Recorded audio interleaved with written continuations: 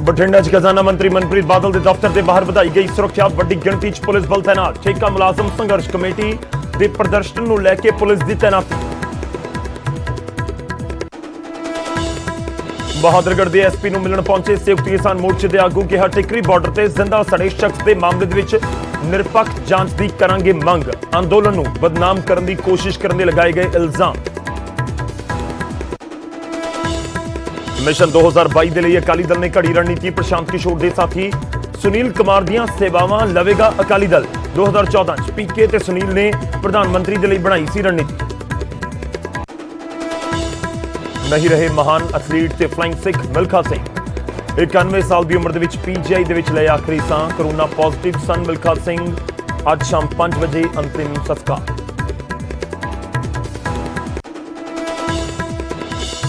मिल्खा सिंह की मौत से राष्ट्रपति ते प्रधानमंत्री ने जताया दुख, कहा देश ने गवा दिता एक शानदार खिडारी। सीएम कैप्टन ने लिखा मिल्खा सिंह के देहांत के नाल एक युग का होया अंत। सुखबीर बादल ने भी दी श्रद्धांजलि।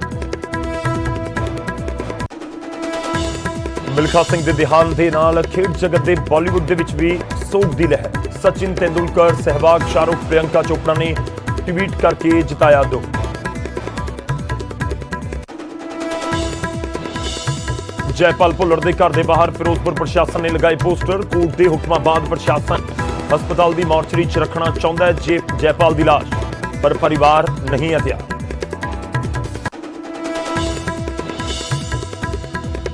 IRB के ASI गुरजिंदर सिंह खिलाफ केस दर्ज। 4 मोबाइल किए गए बरामद। नाभा मैक्सिमम सिक्योरिटी जेल के फोन पहुंचाने के इल्जाम।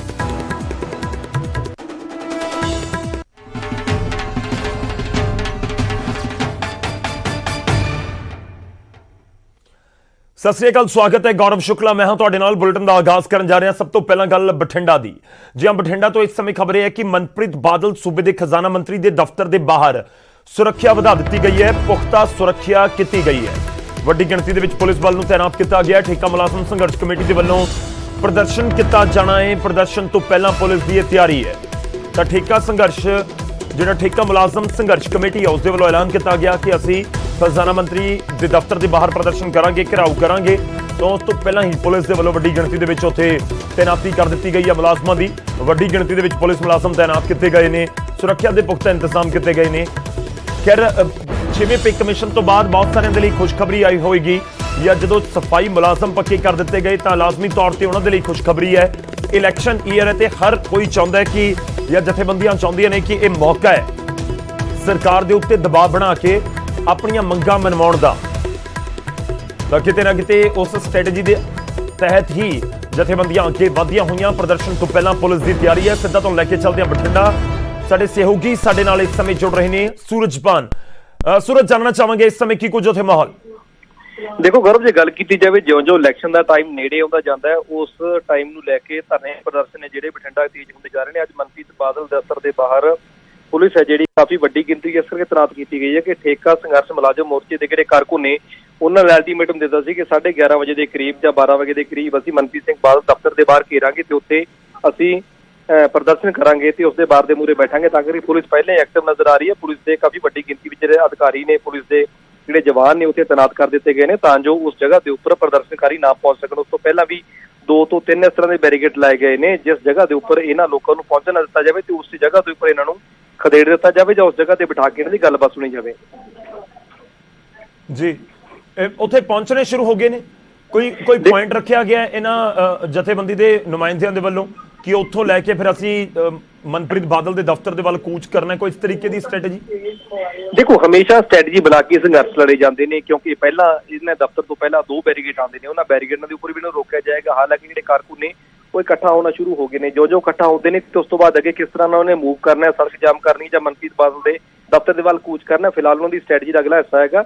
पर फिलहाल जो लोग ने इकट्ठे होने शुरू हो गए हैं तो उस तो पहले मनप्रीत सिंह बादल के दफ्तर की सुरक्षा जी बढ़ा दी गई है। जी, एक और चीज जाननी चाहना कि लाजमी तौर पर दफ्तर के मनप्रीत बादल तो नहीं होंगे, बठिंडा च मौजूद ने या चंडीगढ़ ने या कित्थे ने?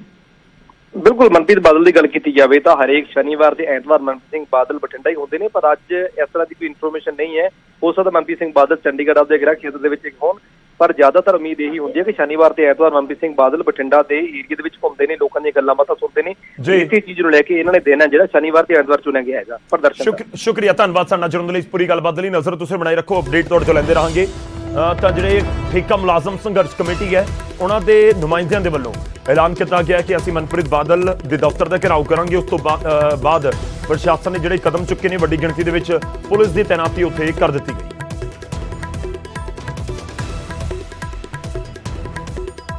ਹੁਣ ਰੁਕ ਕਰਦੇ ਹਾਂ ਟਿੱਕਰੀ ਬਾਰਡਰ ਦਾ। ਟਿੱਕਰੀ ਬਾਰਡਰ ਤੇ ਜ਼ਿੰਦਾ ਸੜੇ ਨੌਜਵਾਨ ਦੇ ਮਾਮਲੇ ਦੇ ਵਿੱਚ ਸੰਯੁਕਤ ਕਿਸਾਨ ਮੋਰਚੇ ਦੇ ਵੱਲੋਂ ਵੱਡਾ ਦਾਅਵਾ ਕੀਤਾ ਗਿਆ ਹੈ ਤੇ ਦਾਅਵਾ ਕਰ ਰਿਹਾ ਹੈ ਸੰਯੁਕਤ ਕਿਸਾਨ ਮੋਰਚਾ ਕਿ ਨੌਜਵਾਨ ਨੇ ਖੁਦਕੁਸ਼ੀ ਕੀਤੀ ਹੈ, ਆਤਮ ਹੱਤਿਆ ਕੀਤੀ ਹੈ।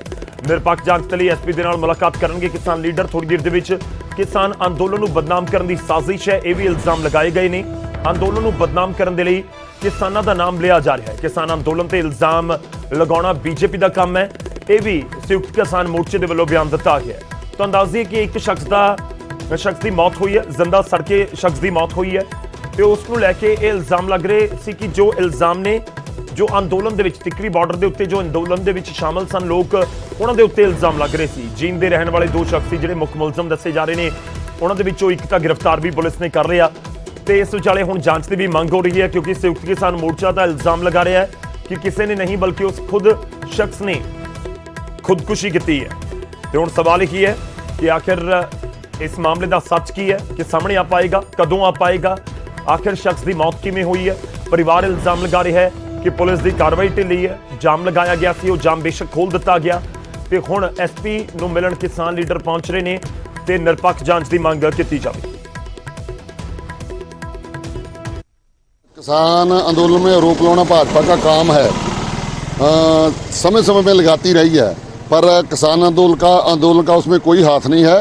उस बंदे ने अपने आप तेल छिड़कर आग लगाई है, उसके संबंध में हम एसएसपी को मिलने चले, बाकी बात बाद में करेंगे। वो पुलिस को जाके सारी स्वीकार कर लेते हैं, पर जो हमारे लोगों ने अखीं देखा है वो बंदे ने अपने आप तेल डाला है, अपने आप तेल खरीदा है, लगाकर अपने आप आग लगाई। हमारे लोगों ने बुझाई है आग तो उसका रुख करते हैं साढ़े सहयोगी इस समय साढ़े नाल जुड़ रहे हैं प्रदीप धनखड़। प्रदीप का रुख करेंगे। प्रदीप, जानना चाहेंगे आपसे इस समय क्या कुछ अपडेट आपके पास, क्या किसान लीडर वहां पर पहुंच चुके हैं एसपी के साथ मुलाकात करने के लिए? जी गौरव, दरअसल बहादुरगढ़ के टीकरी बॉर्डर से किसान नेता इकट्ठे होकर एसपी से मिलने के लिए निकल चुके हैं। कुछ देर बाद वो घर पहुंचेंगे जहां एसपी से मुलाकात करेंगे और फिर इंक्वायरी की उनसे मांग की जाएगी। यहाँ जो किसान नेता आए थे उनका कहना है कि जो व्यक्ति जिसकी जलने से मौत हुई है वो उसे किसी ने नहीं जलाया, किसी ने आग नहीं लगाई, बल्कि उसने खुद ही आत्मदाह किया है। और इसका एक वीडियो भी उनके पास होने की बात की थी। एक वीडियो कल हमने भी जो सोशल मीडिया पर वायरल हो रहा था उसके संबंध में जनता को अवगत करवाया था। लेकिन अब जो है संयुक्त मोर्चा के नेता एक वीडियो लेकर एसपी साहब से मिलने के लिए पहुंचे हैं। अब देखना ये होगा कि एसपी साहब उस वीडियो को भी जांच में शामिल करते हैं। हालांकि मृतक ने मरने से पहले जो वीडियो में बयान दिए थे उसको सभी को पुलिस ने जांच में शामिल किया है, जांच में सबूत के तौर पर उन्होंने लिया है। और जो आरोपी गिरफ्तार किया कृष्ण नाम का, जो जींद का रहने वाला है, उसने भी अपने आरोप कबूल किए हैं। पुलिस ने जो हमें जानकारी दी थी उसके हिसाब से तो उसने आरोप कबूल किए हैं कि उसी ने जो व्यक्ति है उसमें आग लगाई थी। जी गौरव जी, तो ये वीडियो ही तथ्य के तौर पर दिखा रहे हैं ये किसान लीडर कि देखिए ये आत्महत्या का मामला है, ये मर्डर का केस नहीं है, इस तरह से किसान लीडर्स का कहना है। जी बिल्कुल, और किसान नेताओं का कहना है कि जब जिस व्यक्ति ने जब आग लगी हुई थी तभी वहां पर कुछ लोग मौजूद थे जो आंदोलन में शामिल होने के लिए आए हैं। उन्होंने ही सवाल जवाब किए थे जिसमें जो मृतक है उसने बताया था कि वो घर से परेशान है, इसी के चलते उसने आत्मदाह किया और अपने खुद ही आग लगाई हुई। इसी वीडियो को जांच में शामिल करवाने के लिए किसान नेता एसपी से मुलाकात कर रहे हैं। गौरव शुक्रिया, धन्यवाद। तो साडे सहयोगी जो जानकारी दे रहे हैं कि टिकरी बार्डर तो इकट्ठे होकर किसान लीडर निकल चुके हैं एसपी के नाल मुलाकात करने के लिए। थोड़ी देर के मुलाकात होएगी तो मुलाकात तो बाद ये चीज़ां साफ होणगियां कि आखिर की कुछ हुण पुलिस के वल्लों किया जाता। खैर जांच का विषय जरूर है, जांच हो सकता है लंबी चले, पर तत्त जरूर सामने आने चाहिए ने कि सच की आखिर क्यों एक शख्स की मौत हो गई, खुदकुशी है या कत्ल का मामला है, की है इस दे पिछे का सच, वो लाजमी तौर पर सामने तो आना चाहिए। Champion Milkha Singh forges ahead to chalk a win for Southern Command.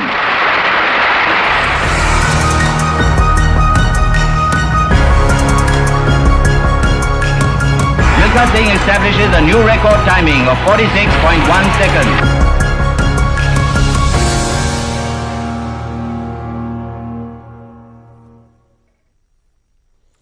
ਹੁਣ ਗੱਲ ਹੋਵੇਗੀ ਫਲਾइंग ਸਿੱਖ ਮਿਲਖਾ ਸਿੰਘ ਦੀ। ਇਸ ਫਾਨੀ ਸੰਸਾਰ ਨੂੰ ਉਹ ਅਲਵਿਦਾ ਕਹਿ ਗਏ ਨੇ। 91 ਸਾਲ ਦੀ ਉਮਰ ਦੇ ਵਿੱਚ ਉਹਨਾਂ ਦਾ ਦੇਹਾਂਤ ਹੋ ਗਿਆ। ਉਹਨਾਂ ਦੇ ਦੇਹਾਂਤ ਦੇ ਨਾਲ ਇੱਕ ਅਧਿਆਏ ਜ਼ਰੂਰ ਖਤਮ ਹੋ ਗਿਆ।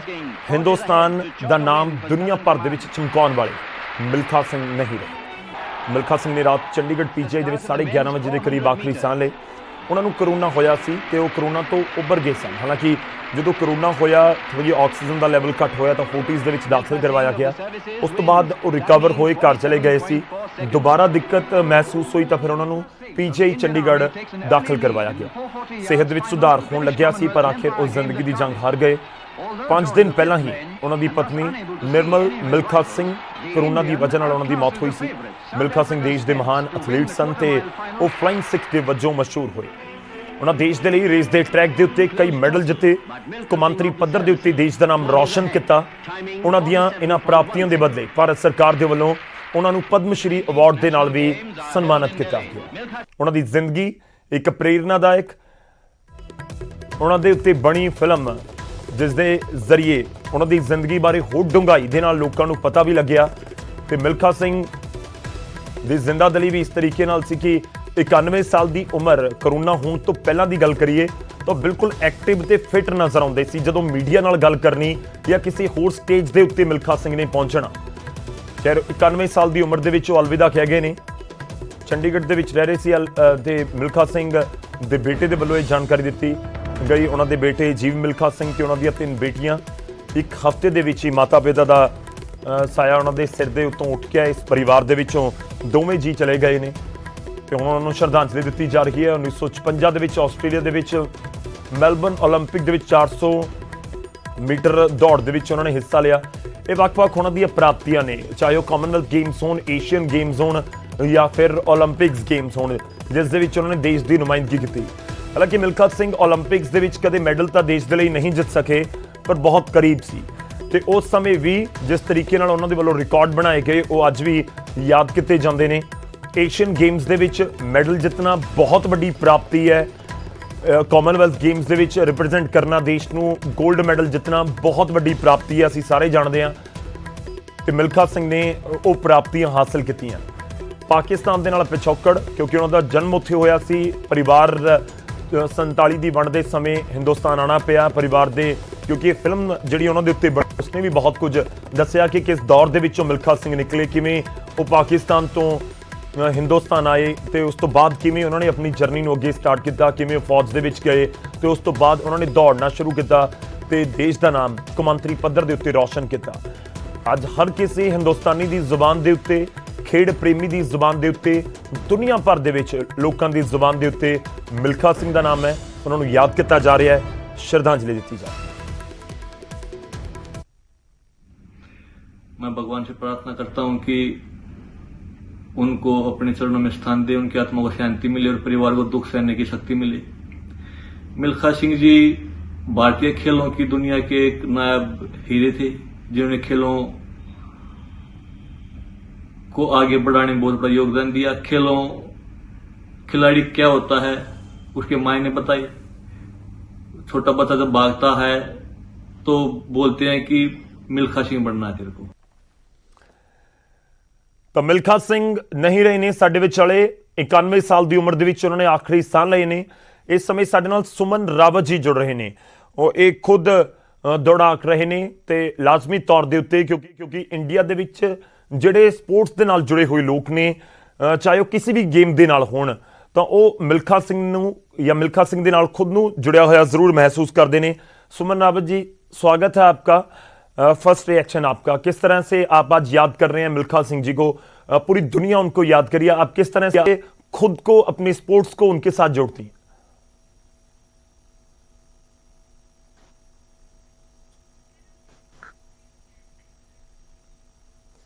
ਅਸੀਂ कोशिश करेंगे एक बार फिर तो गलबात करने की सुमन रावत जी, खासकर स्पोर्ट्स फ्रेटर्निटी के लिए। और इसके साथ जी सुमन जी, आपकी आवाज आ रही है जी। हाँ, ये बहुत ही दुखद समाचार है हम सभी के लिए, खासकर स्पोर्ट्स फ्रेटर्निटी के लिए। और मुझे लगता है कि स्पोर्ट्स फ्रेटर्निटी ही नहीं, मुझे लगता है इंडिया के हर आज मतलब बहुत अफसोस है कि वो हमारे बीच में नहीं रहे। लेकिन मैं समझती हूँ कि जैसे लेजेंड या जैसे आइकन वो खिलाड़ियों के लिए थे, तो वो मुझे लगता है वो प्रेरणा के स्रोत भी थे। और हम सभी को उनके जाने पे बेहद अफसोस है, क्योंकि जितने बड़े वो खिलाड़ी थे और आइकन थे, तो मुझे लगता है उसको भुलाया नहीं जा सकता। और उनकी जो उपलब्धियां, जैसे उन्होंने उपलब्धियां जो करी है, जैसे हम सभी जानते हैं कि उन्होंने जो दौड़ी है वो मतलब इसमें सिंगल ट्रैक में दौड़ी है। तो उस समय ऐसी कोई हमारे ट्रैक में सिंथेटिक ट्रैक नहीं हुआ करते थे। जी, लेकिन उससे अच्छा किया, और मुझे लगता है कि ये हमेशा जो है हमारे बीच में रहेंगे। ये बात ठीक है कि आज मतलब वो हमारे बीच में नहीं रहे, लेकिन हमारी सभी खिलाड़ियों की यादों में एक प्रेरणा के स्रोत में अवश्य रहेंगे। जी बिल्कुल, हर किसी के जहन में जरूर रहेंगे। जिस तरह से आपने जिक्र किया, मैं एक और चीज समझनी चाहता हूं कि बहुत सारे ऐसे प्लेयर्स होते हैं हर स्पोर्ट्स में कि वो पूरे देश की सोच बदल देते हैं स्पोर्ट्स को लेकर। आपको लगता है कि मिल्खा सिंह आजादी के बाद जिस तरह से दौड़े देश के लिए, तो एक पूरे देश को बूस्ट करने का, ना सिर्फ स्पोर्ट्स में बल्कि अलग अलग क्षेत्रों में, क्योंकि जब हम जिक्र करते हैं कि आज़ादी 1947 के बाद बहुत सारी चीज़ें ऐसी नहीं थी जो हो रही थी, और बहुत एक आप कह सकते हैं कि ऐसे दौर से देश निकल रहा था जहां पर एक खुद को बूस्ट करने के लिए पूरे देश को कुछ ज़रूरत थी। तो वहां पर आपको लगता है कि मिल्खा सिंह ने स्पोर्ट्स को इस तरह से बूस्ट किया? जी हाँ, बिल्कुल। उस समय आजादी के बाद की अगर हम बात करें तो मुझे लगता है ये तो हम सोच भी नहीं सकते, जैसे उन्होंने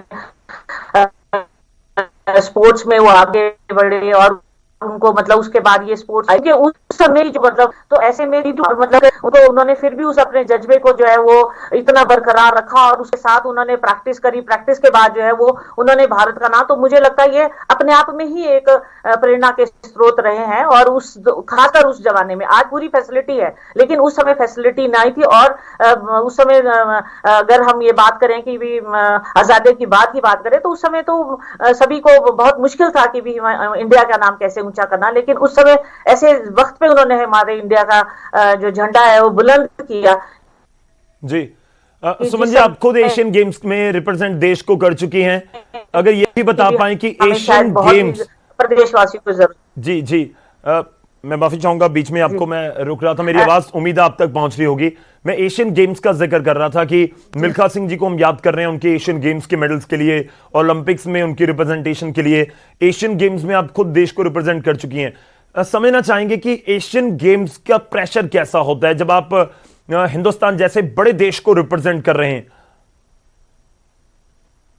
जी हाँ, प्रेशर तो बहुत ज्यादा होता है खिलाड़ी के ऊपर, क्योंकि सभी की उम्मीदें आप पे टिकी होती है और उस समय उस प्रेशर को मेंटेन करना और आपको परफॉर्मेंस और आप भारत के लिए मेडल भी लेना। और मिल्खा सिंह जी का भी एक ये सपन रहा होगा कि वो ओलंपिक्स में अपने भारत का जो है झंडा बुलंद रखे और एक उस पोडियम में खड़े होने का जो एक सपना हर खिलाड़ी का होता है वो हो जाएगा। तो इसमें खिलाड़ी को प्रेशर रहने के बावजूद भी एक उम्मीद रहती है कि वो जो है अपना भारत का जो है ऊंचा मतलब झंडा ऊंचा करेंगे। और जो एशियन गेम्स या ओलंपिक्स की बात करें तो इसमें पूरे मतलब पूरे कंट्री के वर्ल्ड क्लास खिलाड़ी जो है वो आते हैं और उनके साथ कम्पीट करते हैं। और उस समय की परफॉर्मेंस मतलब उस समय की बोलते हालात या जैसे भी फैसिलिटीज थी, उसके बावजूद जो है आप करते, तो मैं समझ सकती हूँ इससे ज्यादा फक्र की बात हमें किसी को नहीं हो सकती। शुक्रिया सुमन जी, धन्यवाद हमारे साथ जुड़ने के लिए, इस पूरी बातचीत के लिए।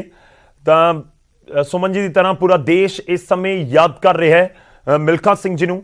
ਸਾਡੇ ਵਿਚਾਲੇ ਬੇਸ਼ੱਕ ਨਹੀਂ ਰਹੇ ਨੇ, ਪਰ ਜਿਸ ਤਰੀਕੇ ਨਾਲ ਉਹ ਪ੍ਰੇਰਣਾ ਬਣੇ ਪੂਰੇ ਦੇਸ਼ ਦੇ ਲਈ, ਖਿਡਾਰੀਆਂ ਦੇ ਲਈ ਇੱਕ ਜਜ਼ਬਾ, ਸਿਰਫ ਬਤੌਰ ਖਿਡਾਰੀ ਨਹੀਂ ਬਲਕਿ ਜਦੋਂ ਇੱਕ ਖਿਡਾਰੀ ਜਿੱਤਦਾ ਤਾਂ ਜਜ਼ਬਾ ਪੂਰੇ ਦੇਸ਼ ਦੇ ਵਿੱਚ ਆਉਂਦਾ ਹੈ।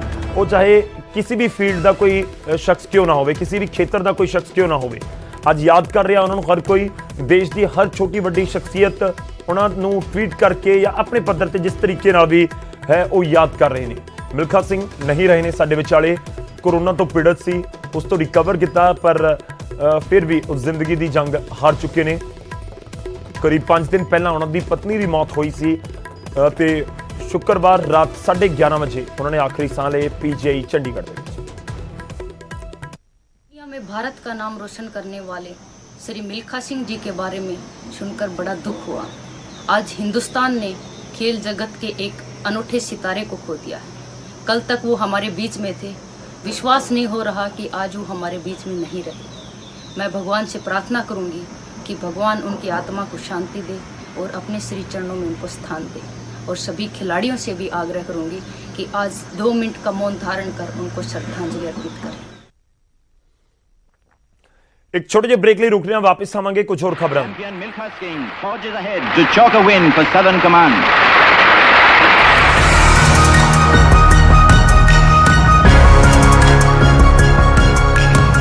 Milkha Singh establishes a new record timing of 46.1 seconds.